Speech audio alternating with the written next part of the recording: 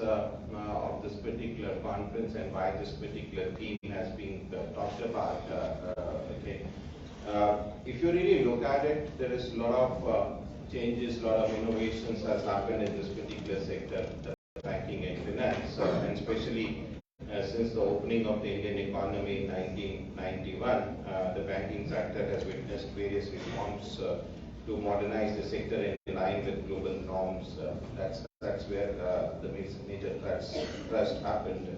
And today people with access to the internet and mobile banking don't have to stand in long queues at the bank branches to perform everyday bank transactions. There is a sea change transformation which has taken place with the integration of the technology in the banking and financial sector. And that's what we really try to look at it. The impact of the COVID pandemic and the recent geopolitical crisis and the all-pervasive technological innovation sweeping across economies are challenging the traditional financial intermediation processes. The core function of the financial sector in an economy with intermediation, asset price discovery, risk transfer, and payments are globally undergoing a process of transformation. This is primarily driven by the technological advancements. The Indian financial sector has also been a part of this journey and is adopting and propelling these transformations at a speedy level. Over the past few years, the business of banking has witnessed a shift from traditional branch banking to digital banking, and especially the younger generation, I don't think so, they basically visit the branch to do any banking transactions, whereas we from a different generation still prefer to go to the branch sometimes. The paradigm shift has been possible due to the innovation in the IT, the growth in mobile and the internet connectivity, market-based financial intermediations, and the advent of the fintech. The financial service providers are now devising new products and services and are adopting new business models for reaching out to the target customers. Improvement in the technology have also enhanced the cost of financial inclusion and tech-enabled public goods delivery. Direct benefit transfers through the digital mode is among the best example of tech-enabled public goods delivery. The digital mobile anywhere, anytime banking is becoming the order of the day. The indigenously developed unified payment interface and the RAR-enabled payment services have become the backbone of the retail payment system, and this is what is unique to the Indian banking and financial service system, that they have successfully launched these two schemes. With the advent of the new technologies, we are witnessing a new era of disruption. Given the growing role of the technology, data and network effects, there is a feeling among the banks that having an ethos of a technology company while offering banking services is the need of the hour. This is an area of opportunity for the banks, but there are associated challenges which needs to be mitigated. Greater attention needs to be given to the building customer trust by offering product and services appropriate and fit for customer needs and circumstances, ensuring robust security controls, reliable and efficient delivery of services, transparency of terms and conditions to the customer, by handling customer grievance satisfactorily and building necessary awareness among customers. All of these aspects needs to be factored in when financial institution introduce or enhance technology-driven products and services.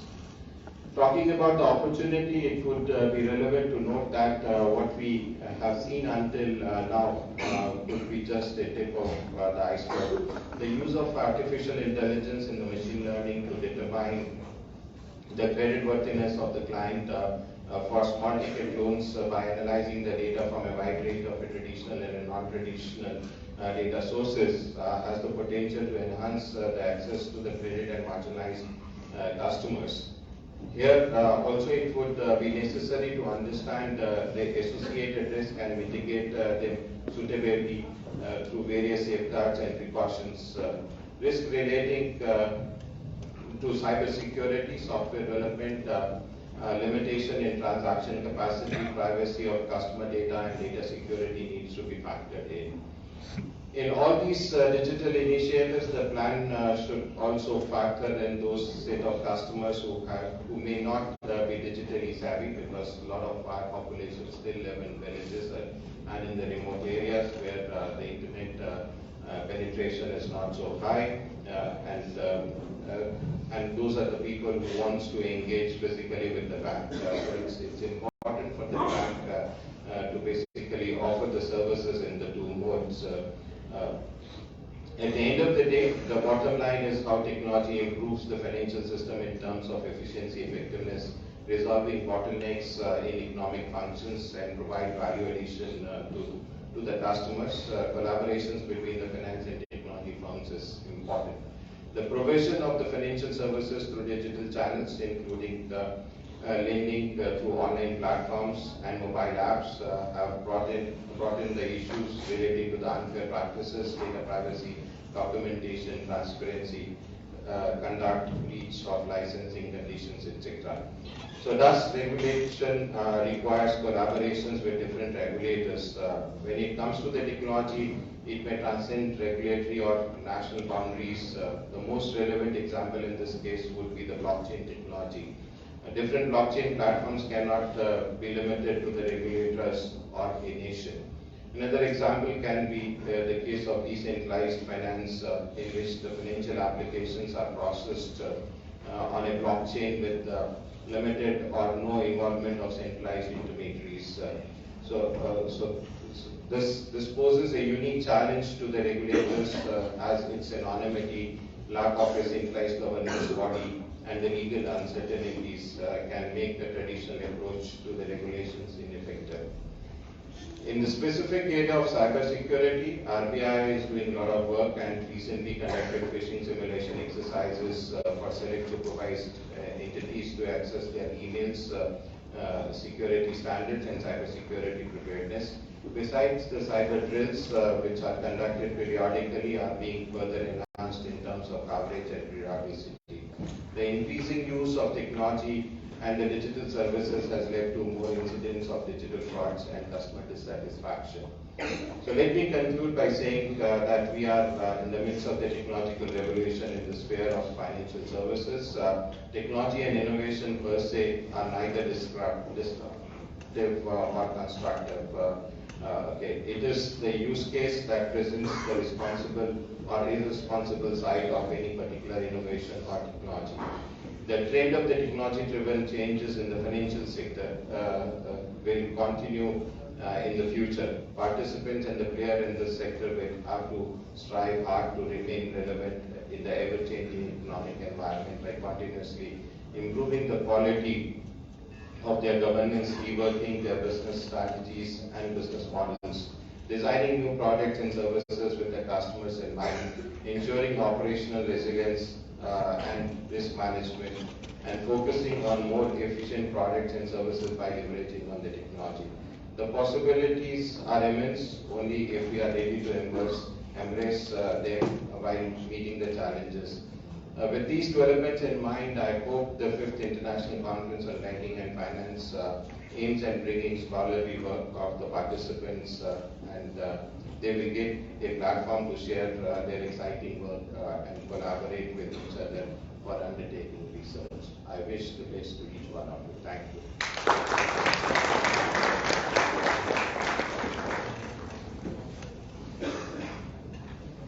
Thank you so much, sir, for your words.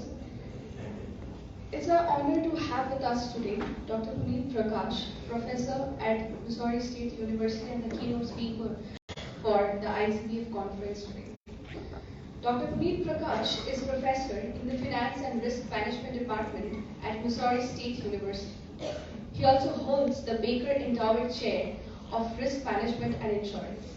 He has MS and MBA IB degrees from India, where he worked with Indian Airlines Limited in its supply chain management department before moving to the US for his PhD in Risk Management and Insurance RMI from Georgia State University, Atlanta. An avid researcher, Dr. Prakash has several top-notch publications to his credit, including Journal of Finance, Academy of Management Journal, Journal of Risk and Insurance, Journal of International Money and Finance, and Journal of Risk Finance. Some of his technical research has appeared in engineering journals like Journal of Infrastructure Systems.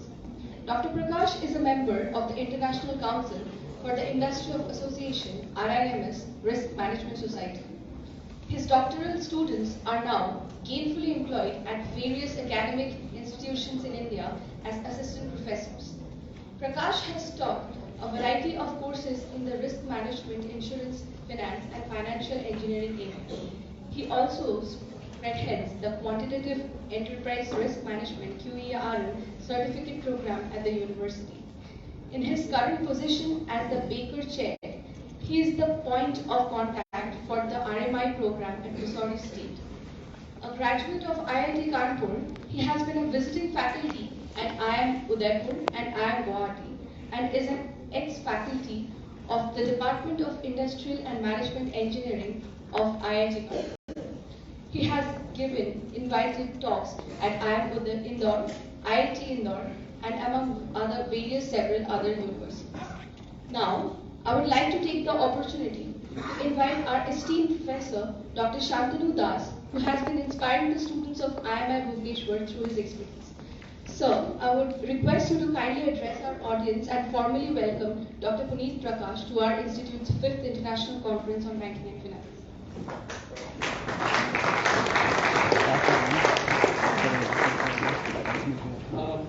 Esteemed Director, Professor Ramesh Behl, my conference co-conveners, Professor Rohit, Professor Sangram, the faculty colleagues, participants, dear students, and I'm very happy to welcome Professor Puneet Prakash to deliver the keynote speech for this particular conference. In fact, we met at the finance conference at IIM Calcutta last year in December, and immediately we could connect with each other because of various kind of linkages. He was also a student of IIT Delhi, so being a neighbor of IMI, so he was excited to know about IMI Bhubaneswar and IMI precisely. And he's also a resident of Allahabad, so it's a personal connect with me also. So naturally we could connect immediately during the conference. So I requested Professor Puneet to honor us and to deliver a keynote speech for this conference, and to which he agreed very happily. And since then we have been constantly in touch. I would also like to welcome Professor Puneet to deliver this keynote speech, and I'm sure that his rich and vast experience in the field of risk management banking will benefit us and all the participants tremendously. Welcome Professor Puneet once again. I hope you're comfortable. Thank you. Yes, thank you, Professor Shantanu. Yes. Can everyone hear me? Yes. Yeah. I think you can hear me. Yes.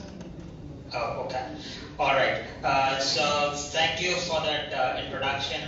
Thank you, Professor Das, and I for inviting me to give this keynote speech. Before I start, I just wanted to ask a quick question. And the question is, what is the proportion of students to faculty and researchers? Is the majority faculty researchers or is the majority students there?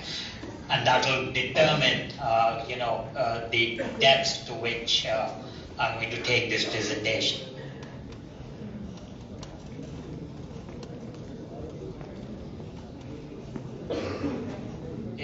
Okay, I can't hear anything.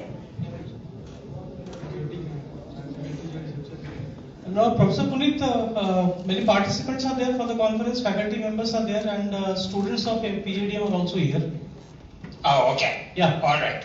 So it's a mixed audience, so I will keep it entertaining for the students, and probably I'll give more in-depth theoretical kind of an approach to the faculty members and researchers present as an academician would in my position.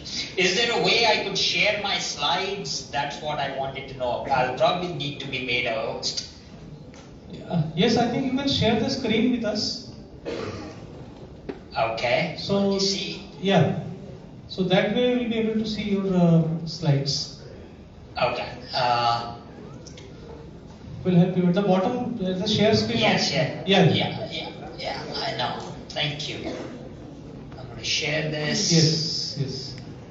Okay. Yes, perfectly fine. Perfectly fine. We are able to see your screen. Okay. All right. So, without further ado, I will start this session, and I'm really happy that Professor Das reached out to me, because I had been working on this area, and being a risk researcher, I welcome risk studies wherever they are. And when he asked me that this is going to be the theme, I had done some work on this, and I will be honest with you, I'm not an expert on recession.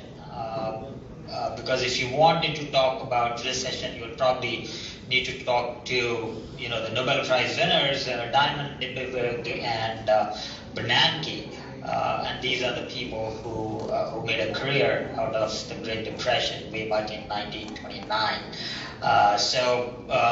But I think I will be able to add some value, if not a whole lot of value, to the participants here.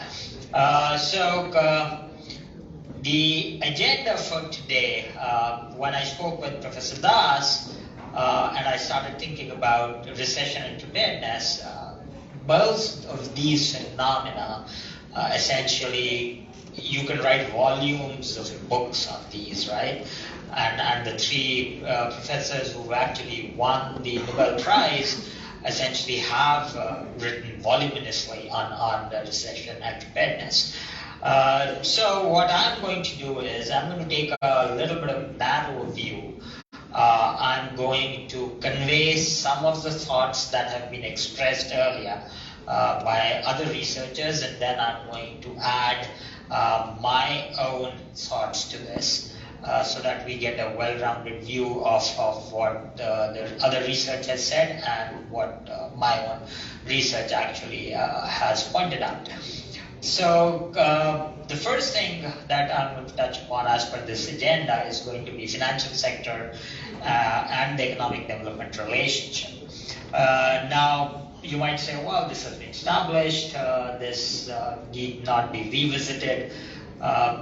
And if you are of the opinion that the financial sector leads to, or the financial sector development leads to economic development, I would suggest that you take a step back, and I'll show you on a picture very shortly why that may not be the case, right?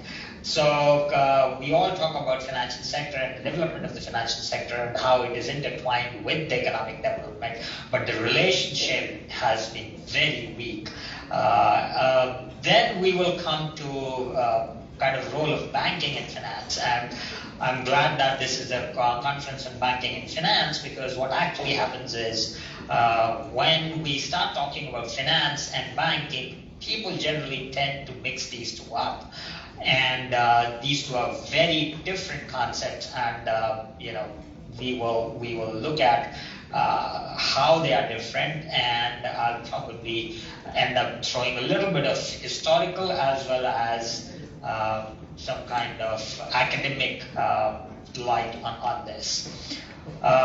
Then we will move on to characteristics of recessions. Everybody knows this. We've already heard that because of high inflation and lower credit offtake as a result of high inflation, there has been a pressure on the top line of the banking sector.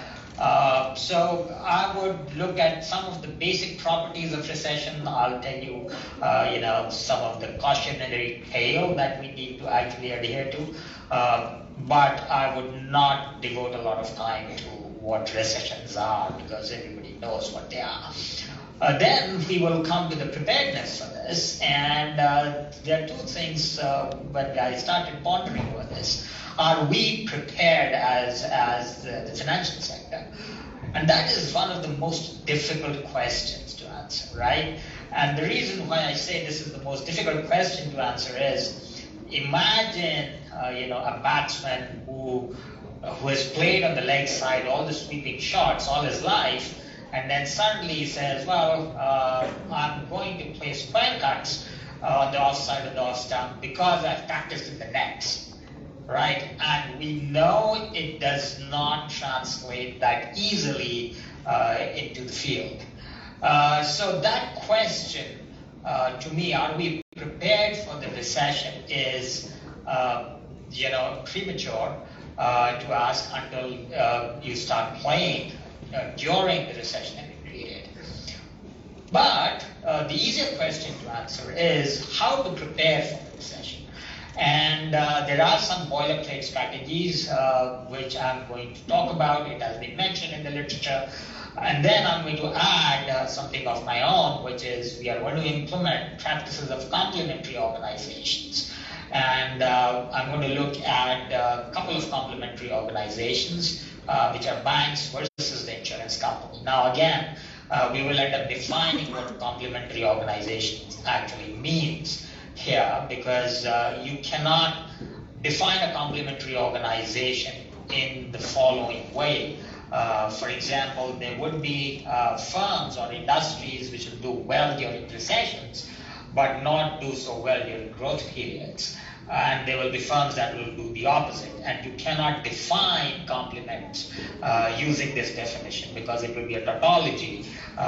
You cannot bring in recession to define the complementary organization. So we would look at different definitions of complementary organizations and see if learnings from there can actually translate for the financial sector preparedness for the recession.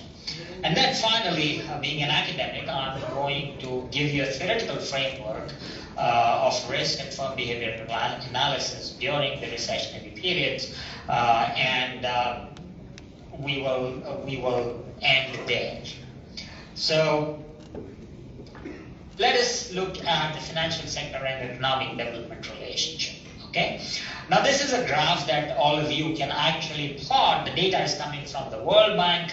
I just pulled it off from the World Bank data site 2 days ago. And what it does is it gives you the GDP per capita for different countries and versus the domestic credit as a percentage of GDP, which is used as a proxy for the financial development in different countries. Okay, and if you do this, and the data for 2020, and I just fit a credit regression, straight line regression using Excel. Unfortunately, neither India nor China appears in these 47 countries for 2020 data that is there. And you will see that there is a linear relationship, and what you see is you are able to explain almost 40% of the variation in the GDP per capita by the domestic credit as a percentage of GDP. Now, this is a standard metric. Anybody who does this kind of work would be aware, and there are several other matrices that you can use, but this is the standard metric. So let us pause and look at this particular picture here, the straight line. Now, if you look at the top, you'll see Norway there. Norway is a middling country as far as domestic credit as a percentage of GDP is there, but it has got the highest standard error. So so if you take out Norway, you will probably end up getting a higher R squared. But then this is what I want you to focus on. Look at the slope of this particular line, right? It is not even a 45-degree line, which means that the marginal effect is less than 1:1. Okay, so it's not a 1:1 relationship between the domestic credit as a percentage of GDP or financial development and the per capita GDP of a nation. All right. Now I'm going to do another thought experiment, and then I'm going to back it up with studies. The thought experiment is, what if I take out US, Japan, and Norway, all these developed countries from this particular picture? What you will notice is this line is going to rotate clockwise, okay? And which will mean that the marginal effect of the financial development on the GDP per capita actually goes down even lower than $1 for dollar. Okay, so while financial development is important,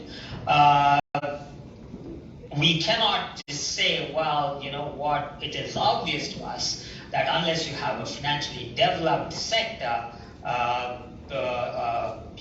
or a financial sector which is developed, you cannot have higher GDP per capita.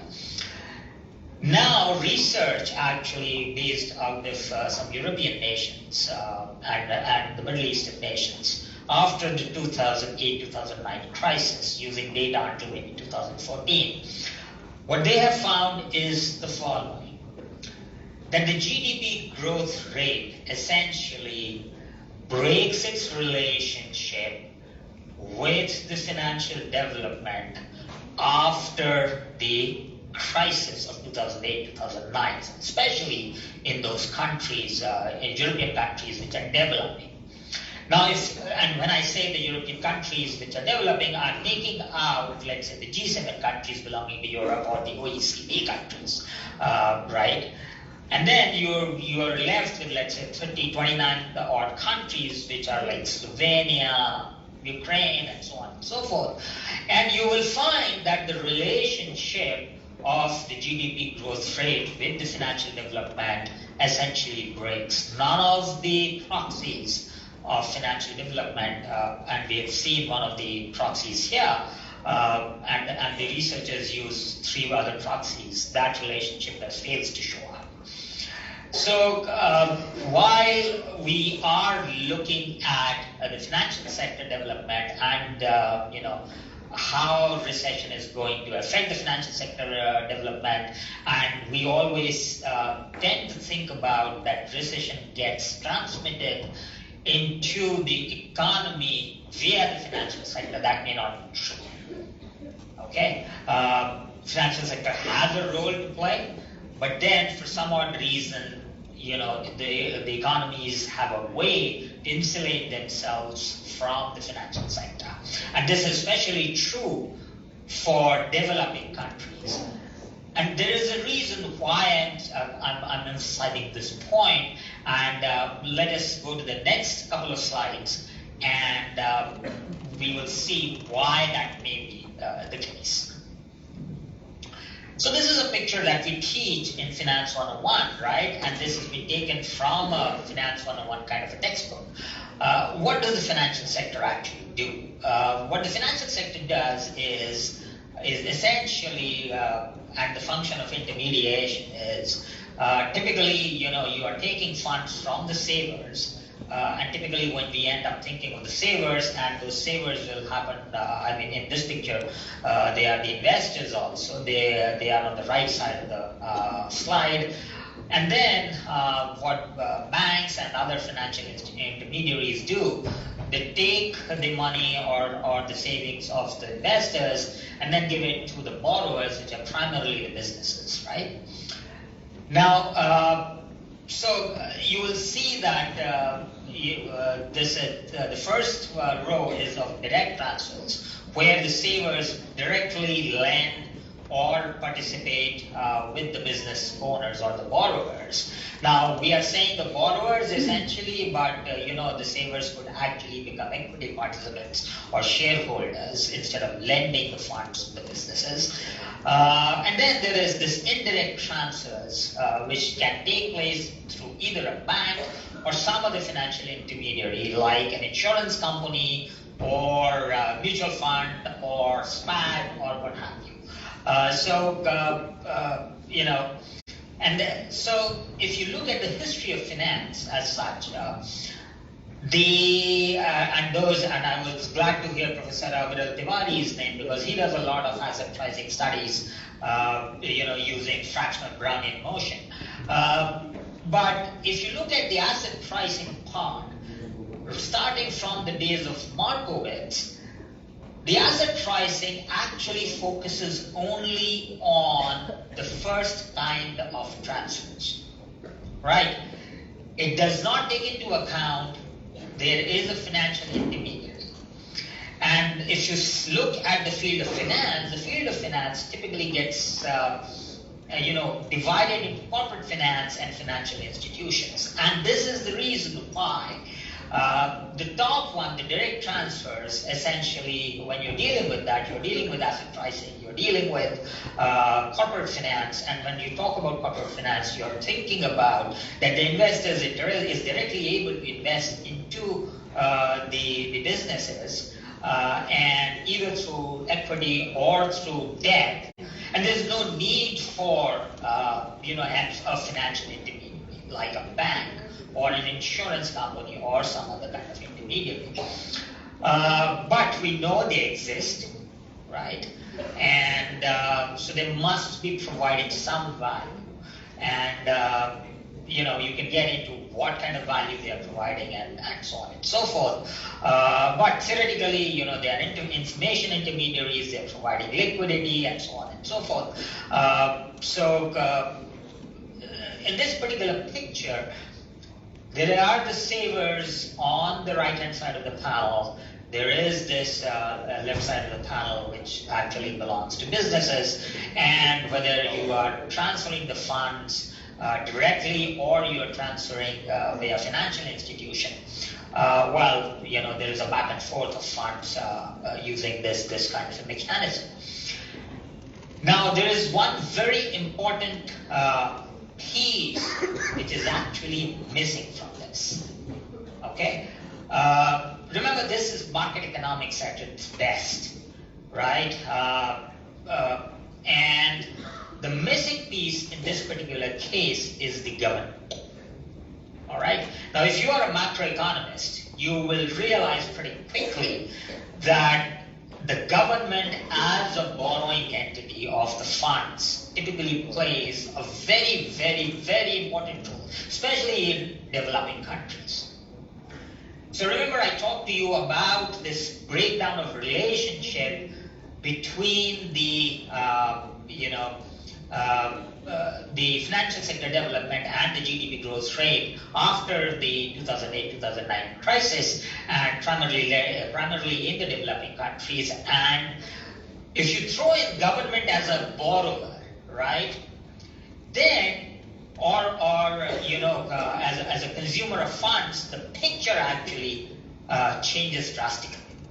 And this is the picture we need to be aware of, because this is where the government role, especially during recessions, comes into play big time, right? We still have the savers, and I'm just throwing in charity organizations there, because if we look at the typical case of India, right, the temple trusts are actually big investors in the economy, right? So there are individuals, some charity organizations who are the savers, and then during recessions, they may not be investing directly into the businesses, but you go through a financial intermediary to the government, or the government can actually take the funds directly.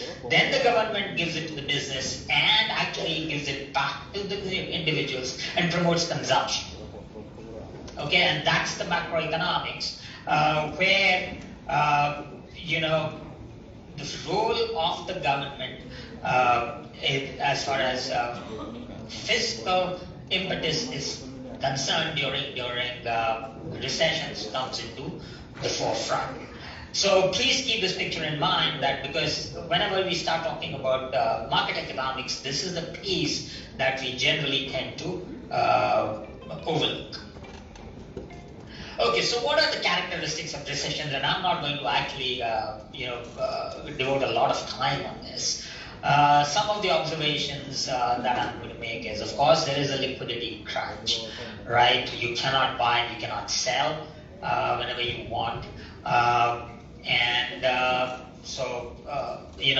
One of the ways in which we can think about this comment that was made earlier. I think it was Professor Sangram who made that comment. There's high inflation, the cost of funds has gone up, there's low credit offtake, and then there is excess liquidity lying with the banks.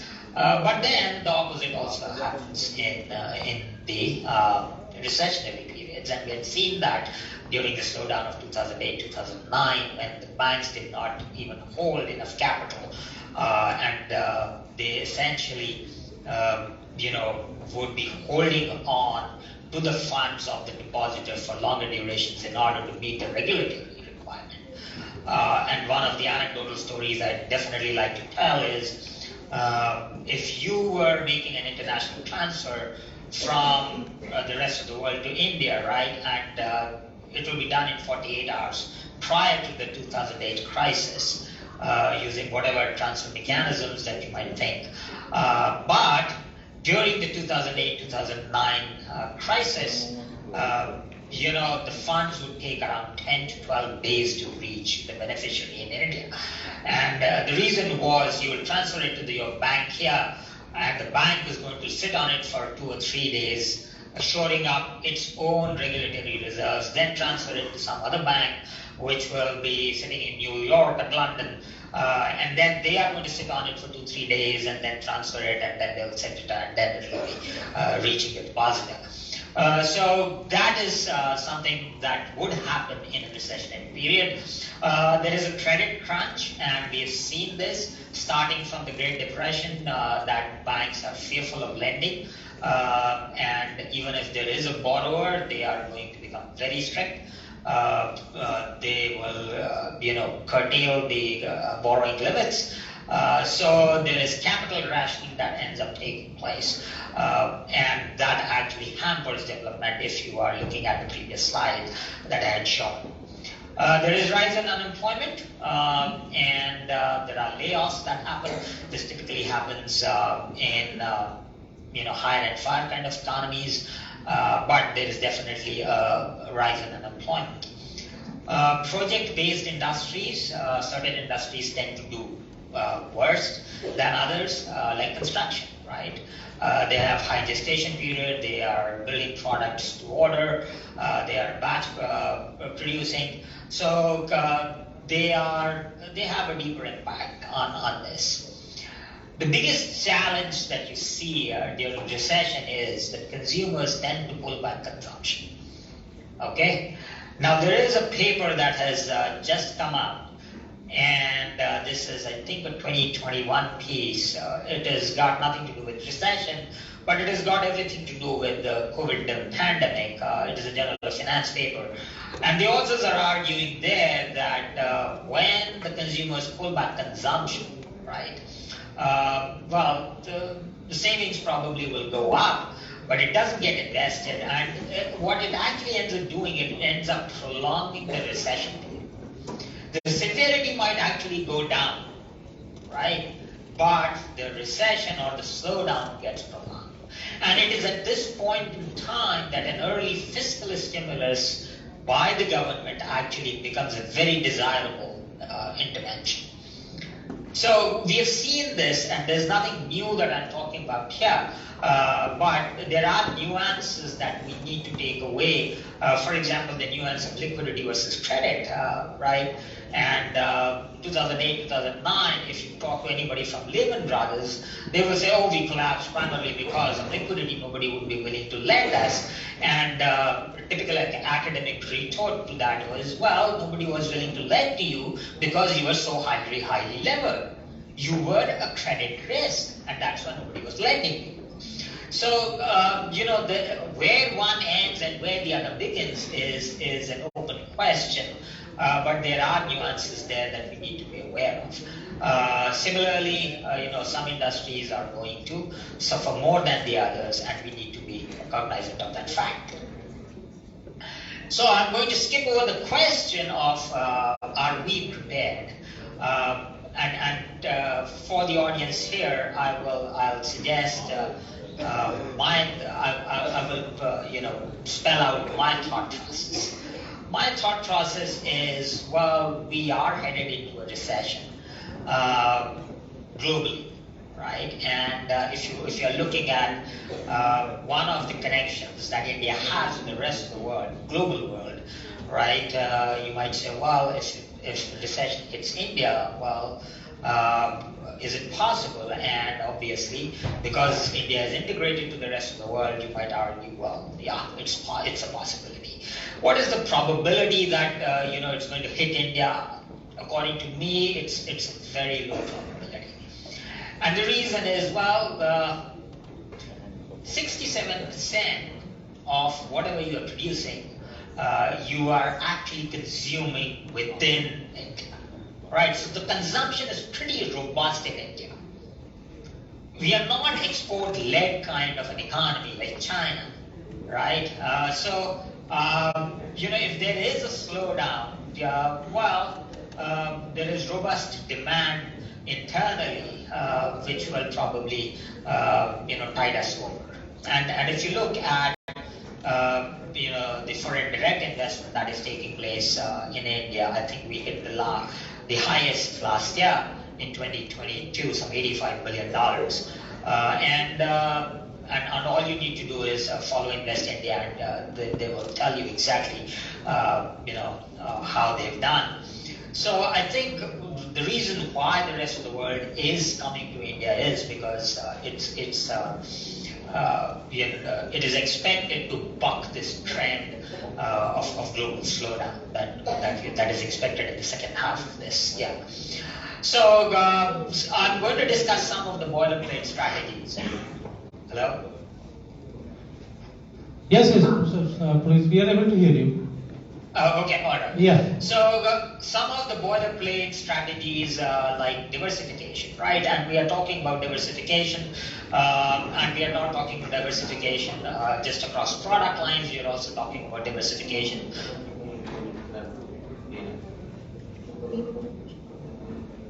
Okay, so there's somebody. Can you please mute yourself? I think that's. I can see Pooja Yadav. Yeah. Thank you.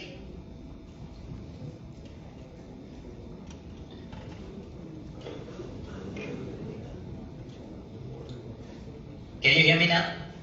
Yes, now we can hear you. Oh, okay, all right.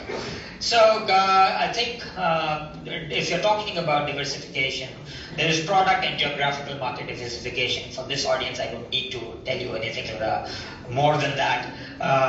There is companies actually tend to increase their cash holdings, people have used cash holdings as a proxy for financial slack. I differ in my opinion, but then there is literature that will conflate the two, and I don't have a whole lot of problems with that.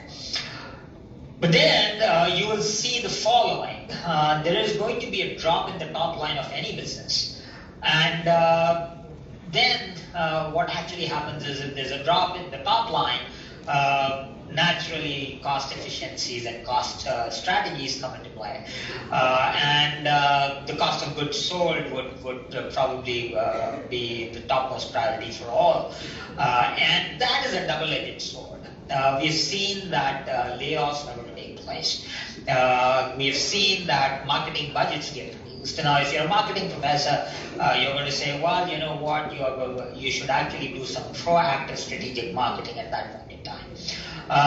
Layoffs, one should be very careful about, because if you end up laying off skilled manpower, there will be people who will lap them up from you, and then you'll be very hard pressed to hire them back when this slowdown or recession actually ends. And I'm using slowdown and recession interchangeably, but recession typically, as we know, is 2 quarters of degrowth.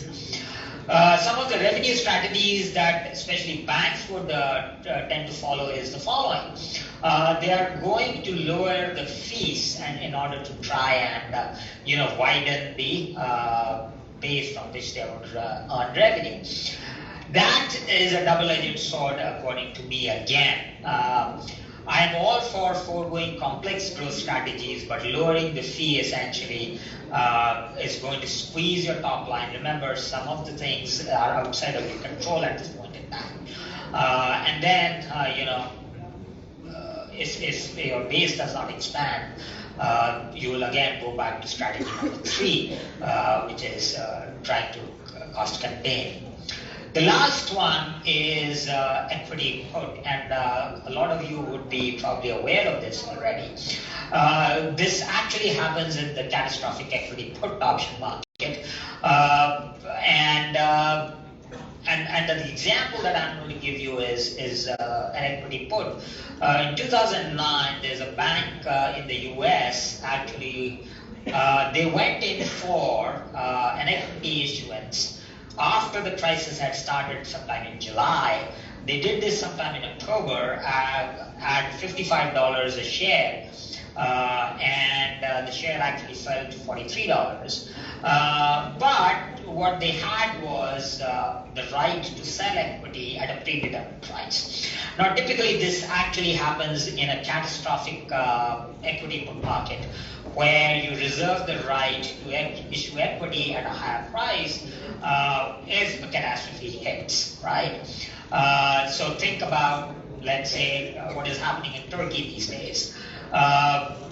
Turkey, imagine all those companies, real estate companies who are essentially managing, let's say, apartment complexes, right? So the bottom the rug has been removed from under their feet, so to speak. So now if they have some kind of equity put option, right, as a result of something like this earthquake happening, well, they can refinance themselves pretty quickly. Let me go to the next slide, and I'm not able to. Let me see. Okay. So for the financial sector,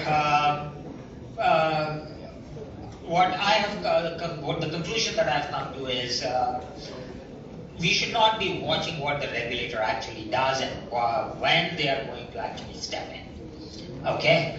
Because the central banks, if you have observed over whether it was the 29 crisis, the 2000 crisis, the 2008-9 crisis, the central banks have this tendency to actually mop up after the bubble has burst, right? So they will inject liquidity, short-term liquidity, but they are very hesitant to prick the bubble. And I'm not talking about Central Bank of India. Central Bank of India, has taken some very counter-cyclical measures. And it's the reason why we saw what we saw during the 2008-2009 crisis, and now the world over is actually trying to emulate that. Now, if you look at the employee compensation, especially during the 2008-2009 crisis, it's all with all these ninja loans that were there, no income, no job, and still you could get a jumbo loan, right? And you get a performance bonus for just giving out the jumbo loan. Those kind of incentives need to actually go away. So try and do some kind of a self-regulation before you have to go to the lender of the last resort. Some of the warning signs. Please remember this: large banks, they tend to underestimate credit risks. And what small banks actually do is they tend to reduce liquidity. Okay? And the final caveat that I want to bring to your notice is the following.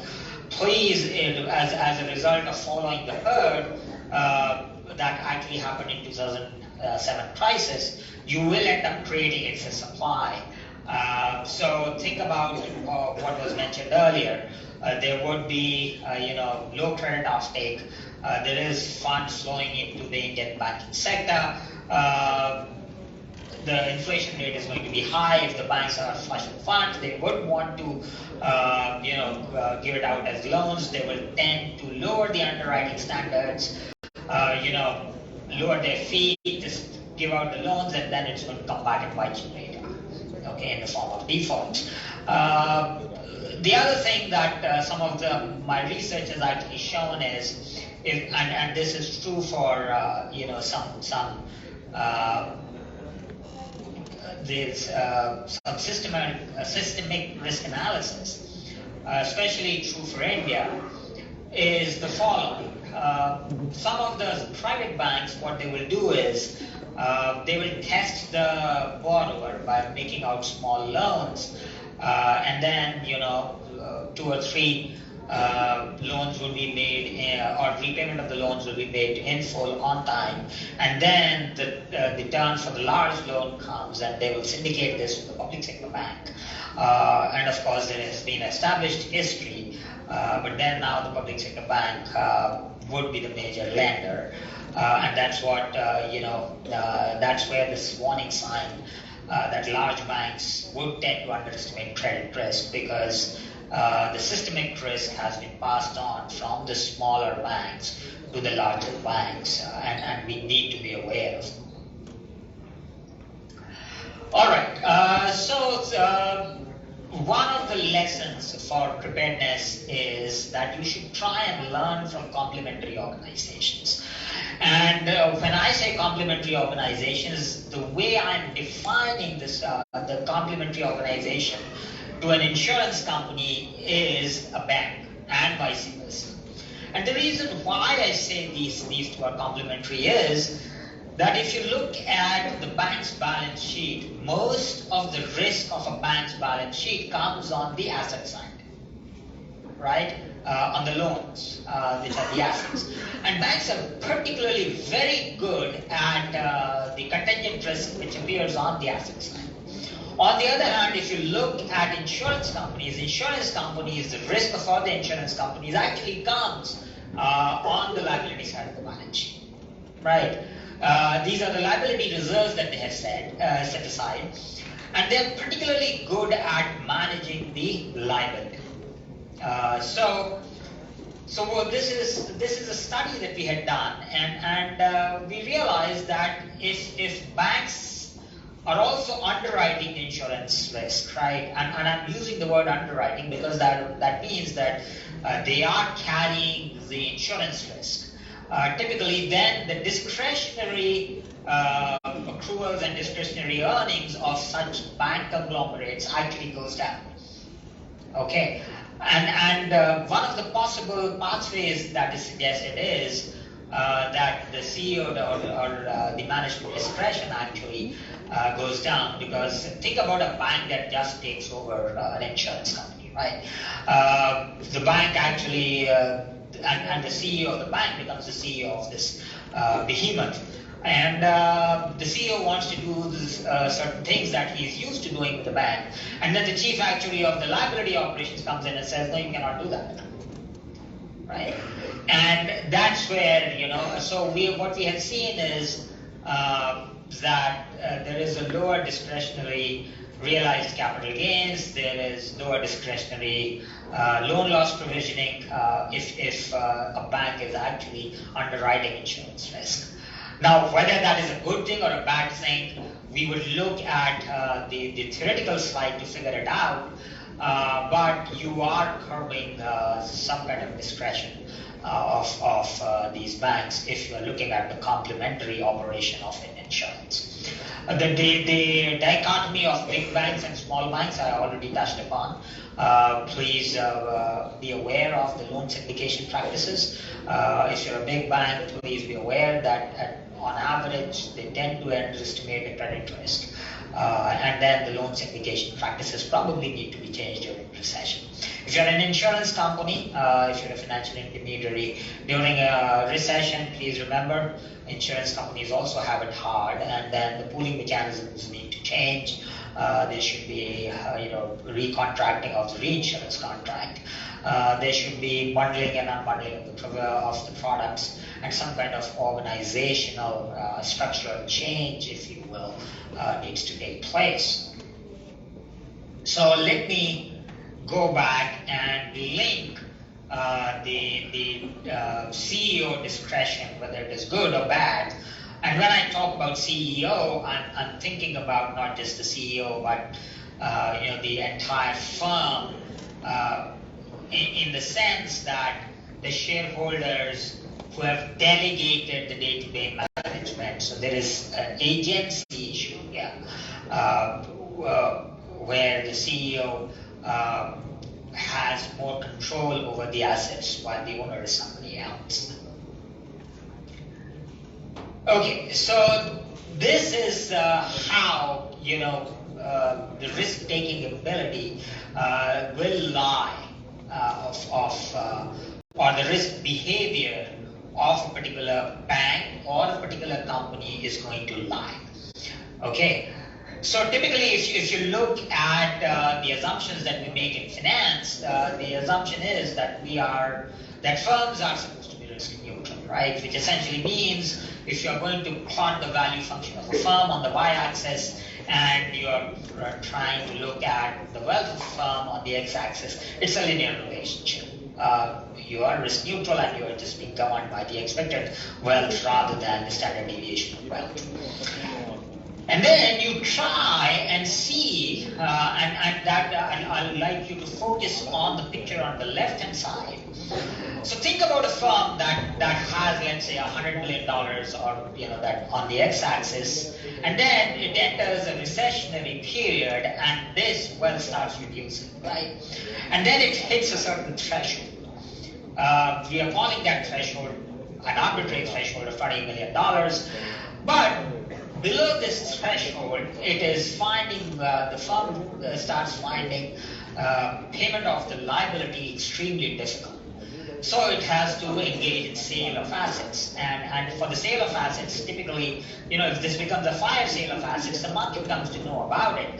The market is not going to pay it dollar for dollar for the sale of assets. It's going to determine it's a fire sale, and therefore it's going to pay it less than $1 for $1, right? And therefore you see that the value falls sharply after you hit that threshold and move to the left from 20, right? And the value of the firm from 40 falls to 0 pretty quickly.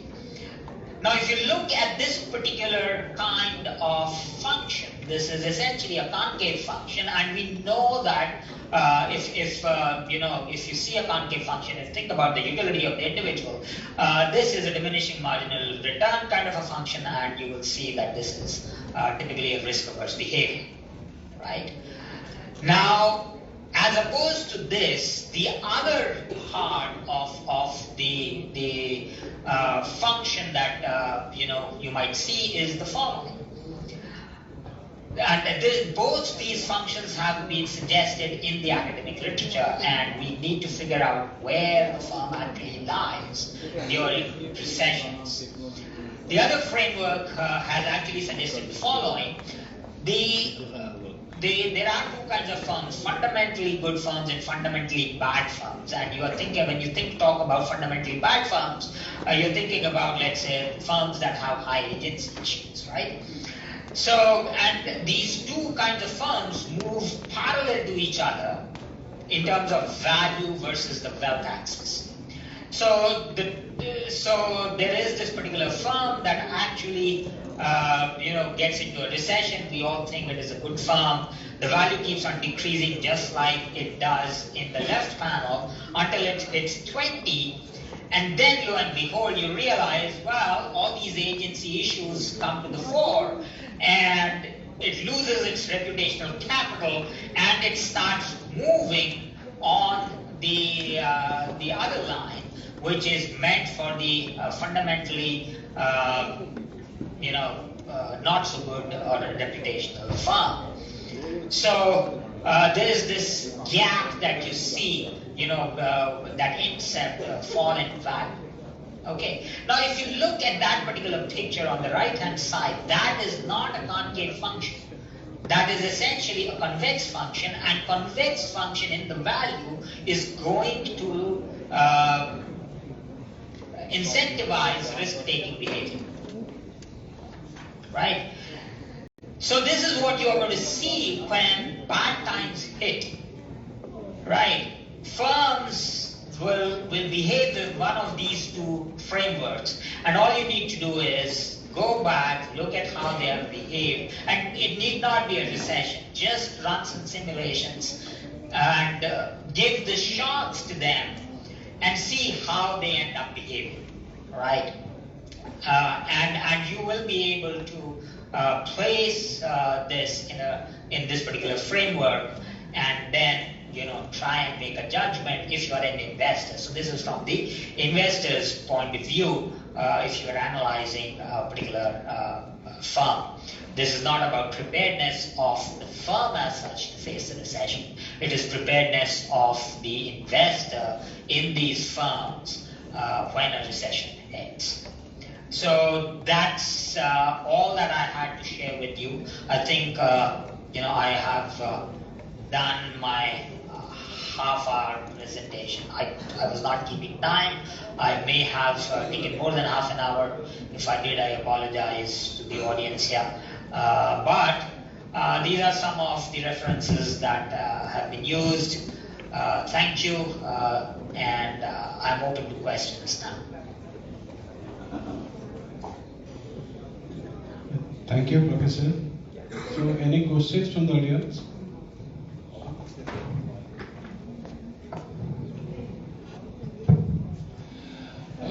Thank you, Professor, for your eloquent presentation. The only thing is I have two observations. The first one is you said consumers tend to pull back on consumption. Now, in one of the McKinsey reports I read recently, that during the COVID time, consumers pulled off the necessary items but spent a lot on medical items, fitness drugs, fitness equipment, and even they put up a mini gym at their homes, trying to make the best use of their nerves and bones and health, So, in fact, the McKinsey report said people spend more on fitness equipment and medical things rather than the other necessary stuff. That is number one. Number two, another slide you said the large banks will be wary of giving loans. I agree totally. And you said simultaneously that the smaller banks will also cut down on liquidity. But what I feel is the large firms, because they are large, they may have the choice to cut down on liquidity. But smaller firms, like in India, microfinance institutions coming up, they can spread their wings a bit and do some branding exercises. They can give meaning to their products, however small it may be. You remember Muhammad Yunus of Bangladesh got the Nobel Prize for his microfinance. So it is a good time in a recessionary time. It is a good phase for smaller banks to brand, and larger banks maybe to wait and watch what the smallers are doing. I feel that. Thank you for both those observations. And I'm not going to challenge either of those because that is what we have seen actually happen. Now, the way I framed this was if you were actually operating in a pure market economy, right, without intervention by the government. You would see all those behaviors by the consumer of cutting down on consumption. And that's why, consumer confidence goes down. And we had seen that in the 2008-2009 times, especially in the US, where the savings rate actually shot up from being negative to up to positive 20%. And this time around during the COVID, that did not happen, primarily because the governments intervened very early on, right? And that is why we had seen that kind of behavior. It will be very interesting to see when, what actually happens. And the US, typically, especially, once all these COVID programs start winding down this year, what happens to the job market? And you're absolutely right. People were investing on kinds of investments, to me, that observation, that McKinsey report that you cited is spot on, and it also is completely in line with the presentation where I said we should not forget about what the governments do in terms of the stimulus during such recessionary times. Now, as far as the large banks versus small banks is concerned, I agree with you that small banks and the microfinance institutions, it's an opportunity, and you will hear this from a number of sources, and you're spot on. Every challenge that you face is also an opportunity. So it's a recession may be also an opportunity for you to actually turn around and do something amazing, right? And the microfinance institutions actually tend to do that. Marketing folks actually have suggested during recessionary times you should actually do proactive marketing, right?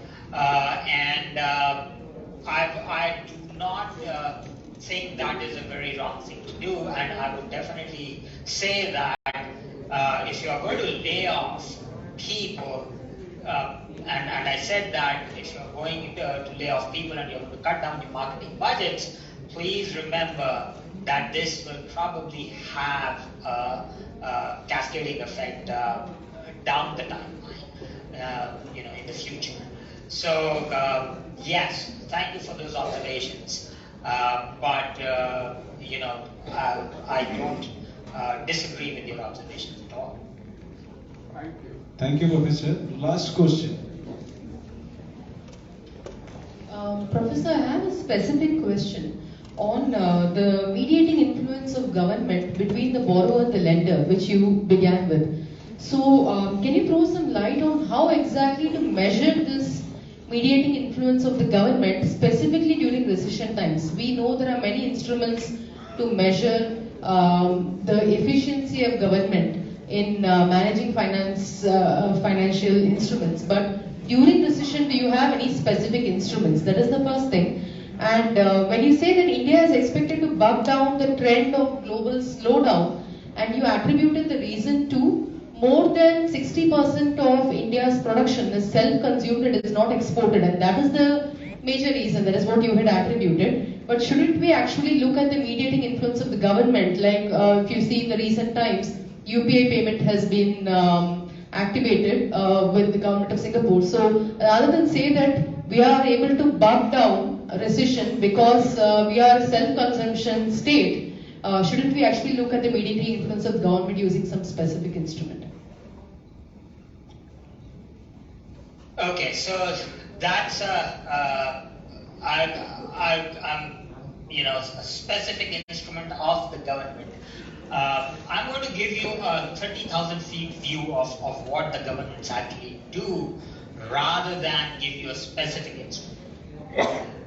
And again, it's a double-edged sword. Okay, what the governments have done in the past, and 2008-2009 crisis particularly, and during the COVID crisis also, they have acted as the lender of the last resort. They have particularly acted as the and they don't actually say, well, we are going to do this. The Fed Reserve or the central bank of the country is going to do this. The Treasury is going to borrow directly, right? All this quantitative easing and so on and so forth. And the mandate would be that we are the backstop, right? And that's how the governments actually act. Remember, government by itself doesn't have any money, right? Government by itself, essentially, when it guarantees that we are the backstop, should you have, an irreparable loss, we are there, right? So essentially, the government is saying, you know what? I have the backing of the taxpayers. So when a recession hits, and this is where this finance concept of systematic or fundamental risk actually comes into play, right? You cannot diversify away the systematic risk. You cannot, the fundamental risk has to be borne by everybody. And we tend to think of government as this separate entity. No, it is just essentially what we have chosen somebody to do on our behalf, right? And we are the backstop. So we are essentially sharing in the pain via the government. What the government is actually doing is essentially giving us the confidence by acting as the backstop. Now, what kind of instruments can the government do? Government can say, well, all right, we are going to borrow through the treasury, okay, from the public. Okay, and then I'm going to spend on infrastructure. And we have seen this happen time and time again, the fiscal impetus that the government gives, right? And even during the COVID times that we saw earlier.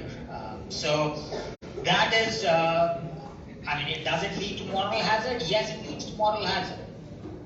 Okay, because during recessionary times, and even during the COVID, what we have seen in the US is that, all these PPP loans were given out, protect the paycheck protection program, and there were a number of frauds that took place. Okay, and now they are actually slowly examining and under the financial crime and jailing people, especially small businesses, because they were the loans, soft loans given to the small businesses via the banks, and the government was the backstop. Okay, so that is one. The other question that you raised was that the UPI route being open to Singapore. Actually, I was not aware of it, to be honest with you.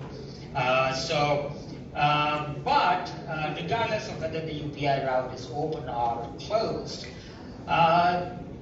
the point about domestic consumption being pretty strong actually still holds for the Indian population, right?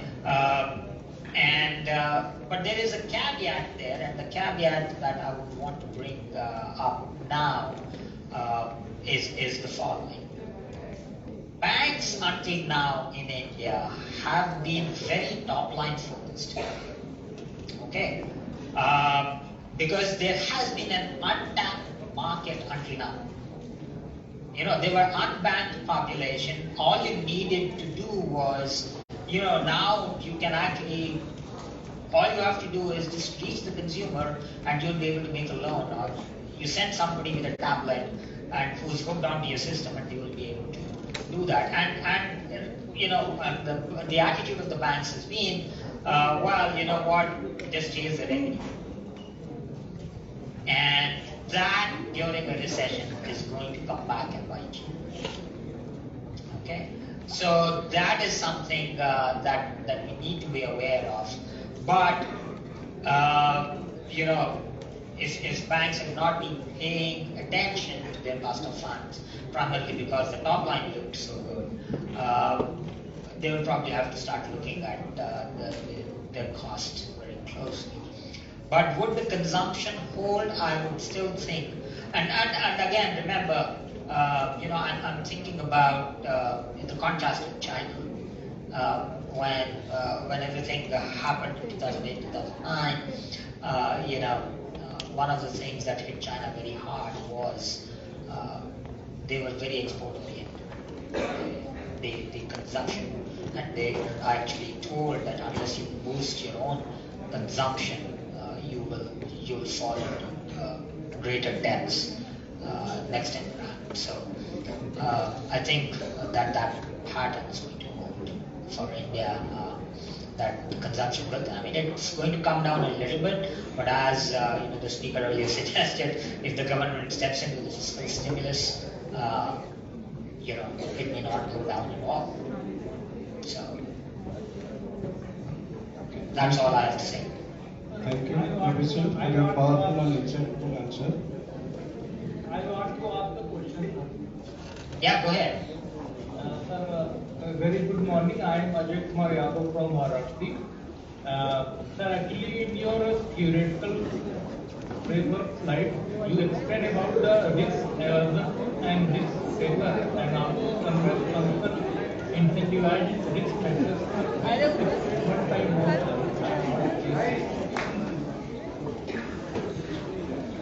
Okay. Well, the theory is if you know about the convex and the concave functions, right?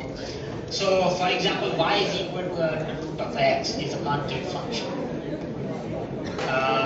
and then what you do is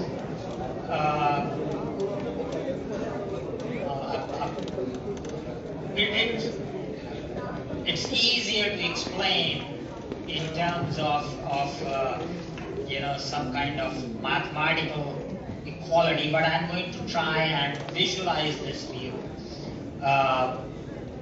and I'm just hoping that at least audience is able to picturize it in their heads.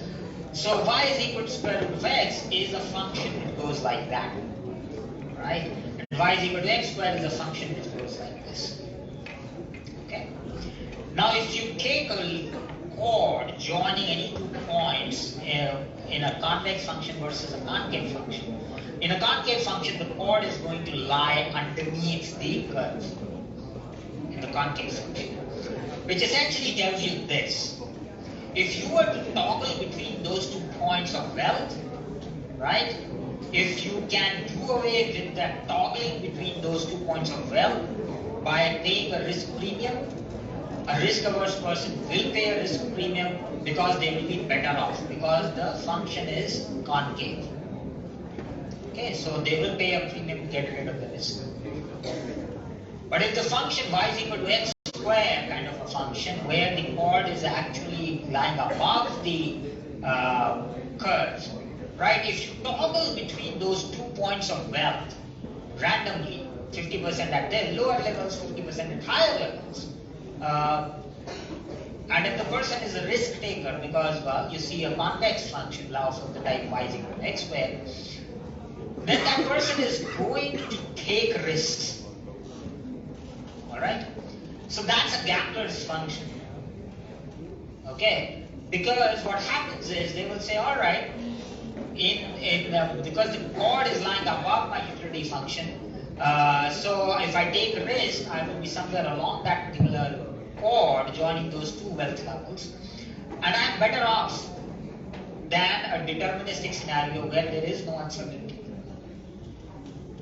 Okay, so this picture on the right hand side that you see essentially is a convex function that I wanted to bring to your notice, especially at lower levels of wealth. And you see this take place in behavior. So, for example, and you will see this especially in the US market, and we have seen this with some very high net worth individuals in India also, right? That there are strategic defaults that start taking place, especially by people who own mansions. Okay, bad times hit, they will start defaulting on the mortgages. Right? What is the worst that you can do? You will come and take away my property, right? Well, it wasn't borrowed money anyway, so just go ahead and take back my property. You will not be able to sell it for whatever it was worth, but just go ahead and take it away. And bankruptcy laws actually, wipe my slate clean. So that kind of behavior you will see, but this is a typical diminishing returns and increasing returns kind of behavior that I was trying to highlight. And recessionary times, the kind of behavior that firms exhibit, whether on the left or the right, that will determine, the health of the firm in recessionary time. Thank you, Professor Puneet, and thank you, participants, for asking your question. Maybe now come back on track because there's overrun of time. Now I would request Professor Sangram to take the moment on behalf of Professor Puneet Prakash as the token of gratitude from us.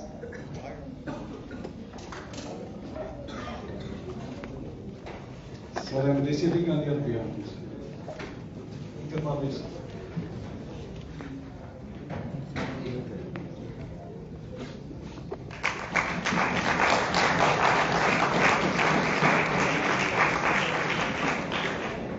With this, I would like to request Professor Kumar, who has been associated with ICBF since its beginning, and the conference governor, to propose the vote of thanks.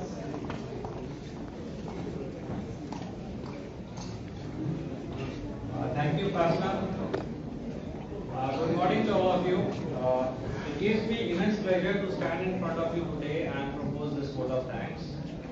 In fact, this conference was conceived in 2017 by Prof.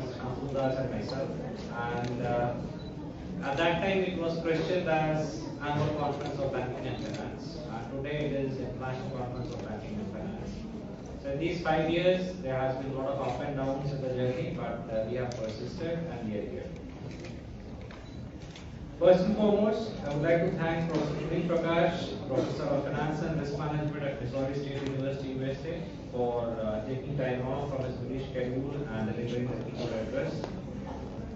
It was an illuminating experience for us as you espoused on financial sector and economic development along with the role of banking and finance during the depression. Of late, it has become fashionable to consider government as a necessary evil or completely evil. But as you have proved in your lecture, governments have a major role to play during the depression.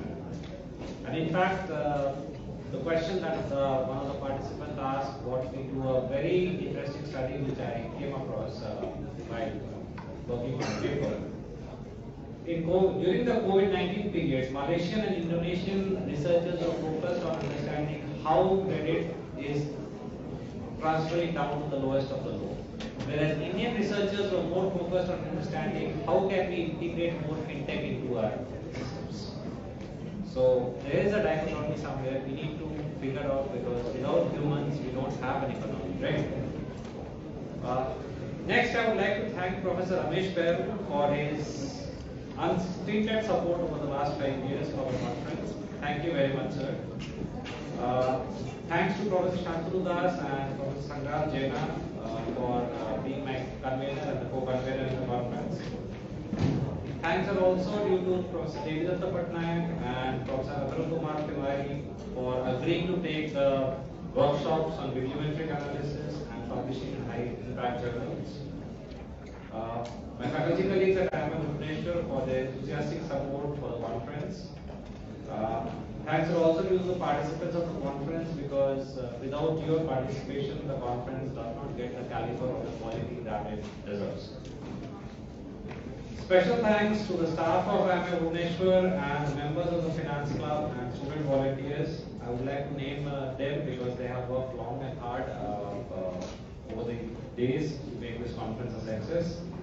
Devjit Chatterjee, Hitesh, Upasana Sinha, Shagun Verma, Prashika Jaiswal, Adarsh Kumar and Shreya Shona for the second years, and Shalini Das, Kritika Bera, Asmita Saha, Divyan Singh, Roshan Boyd, Vandrika Saha, Nikhil Harinami of the first year. Every opportunity is a ground for learning and growth, and I hope that in the next 2 days participants will get ample opportunities to interact with their fellow colleagues and brainstorm new ideas and research ideas. I thank you all and look forward to your feedback for making the conference even better. Thank you very much.